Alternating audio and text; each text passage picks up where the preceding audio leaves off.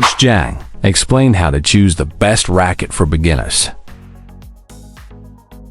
The rackets I'm making now, including the sponge, are to cater to the market and everyone, not just myself, because previously I had no choice during competitions, right?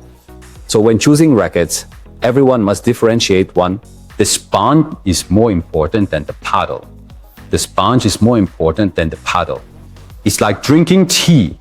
Let me use an analogy that might not be so fitting, but relatively apt. Like drinking tea, good tea, even using an ordinary pot can work. But if you use a top-notch pot for regular tea, it might still taste just like that. That's the idea. So I say the paddle isn't as important as the sponge. The sponge is really important, right? But when you talk about beginners, you don't have high requirements for the sponge and paddle, I think that's fine. But once you reach intermediate and advanced levels, at the advanced level, the paddle is one aspect. But I think the requirement for the sponge is more important than the paddle. Why? Who is this? Ma Long. Just to take the simplest example of Ma Long, he has 3 or 4 paddles. After he glues them, he uses whichever paddle plays well. He doesn't have a primary or secondary paddle. Clearly, the paddle isn't important. The sponge is important. Whichever works well after gluing, he uses that one. Actually, all the paddles are quite similar. The sponge is more important than the paddle. So everyone must understand this principle. Then there's the matter of big feather forests and small feather forests. I say I play with paddles without feathers. I found 7 or 8, and now at home, none have feathers. He told me that the ones with feathers are more expensive than the ones without. I asked why. He said it's because they are rare. Something would? I said that when we choose the racket, it's for us later on. We won't look at it firsthand. The hardness is definitely different. All paddles can't be used. Because as I mentioned in the previous live stream, when they made paddles for me, if the paddle was made within 3 months, I would play with it if it felt good. If not, I wouldn't, because each layer needs the glue time for this wood and copper needs to dry. And what else? There are just too many of these things. We don't know about these technological aspects, so I definitely use the new versions. Certainly don't use the old ones. Wood that's been stored for a long time goes between damp and dry repeatedly. Over 2 to 3 years, the wood becomes unusable. But you can collect them. What offense could there be? Am I afraid of offending anyone? I have to be honest with everyone. This thing about the paddles, he brought a butterfly paddle. Can I not tell you? Yes, I use one paddle for a long time. You know why? Because this paddle, since we use water-based glue, after 2 or 3 years, the wood just easy to be soaked. This wood will easily expand. After it expands, I send it back to the factory. They send it back to the company. They recompress it for me. Even if it's dented or bumped, they repair it and send it back to me. Come on. I don't really use it during training. I only take it out half a month or a month before competition and then go to the competition. It's just that simple. So my paddle lasts a long time. You know, my paddle lasts a long time. My paddle is over 90 grams. Yes, I can't deceive you. So everyone should consume rationally. I think buying for collection is fine. It's fine for a collector to buy for collection, but don't play with a collector's item. Don't use a collector's item to play.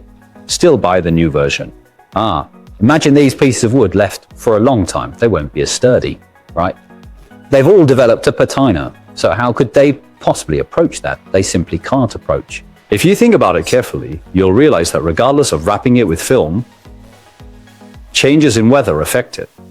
When it's humid, dry, cold, or hot, the wood can't withstand it. After 5 or 8 years, it won't be as firm and robust as the new version. It can't withstand it. What offended someone? Am I still afraid of offending someone?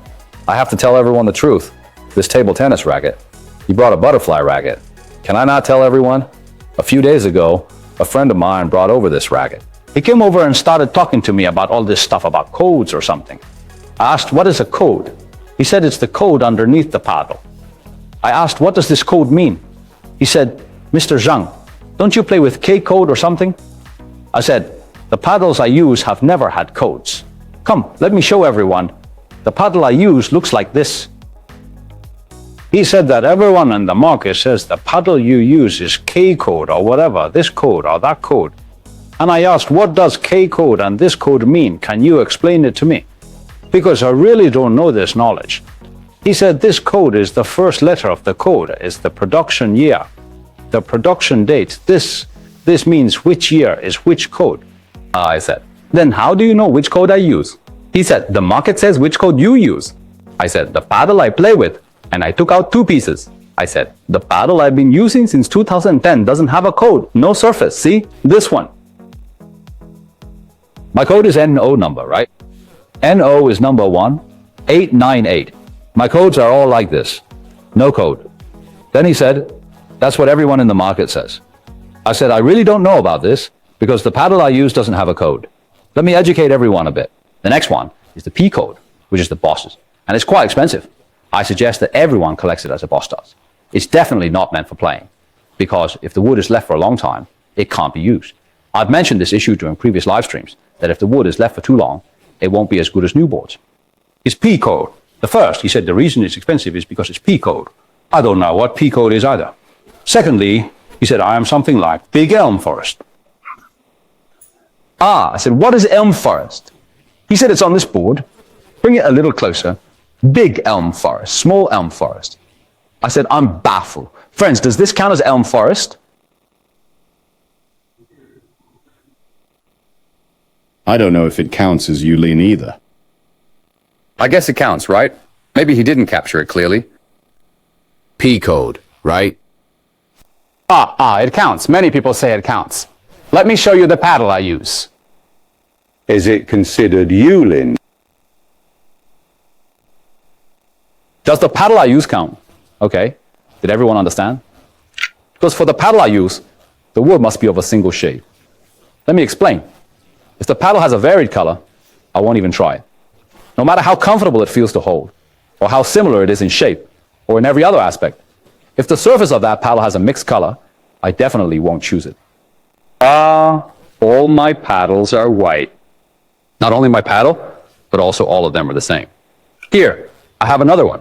This is the paddle I used in a previous competition. Does this count? Isn't this counted? I must make this clear to everyone. Yet again make it clear. Rational consumption.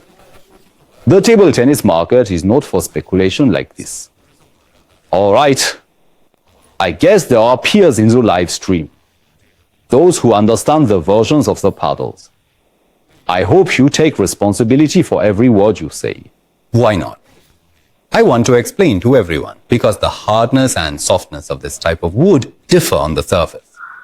Some parts are hard and some parts are soft, so the feel when we play won't be good. We need a whole piece of wood with relatively even hardness and softness before we try it.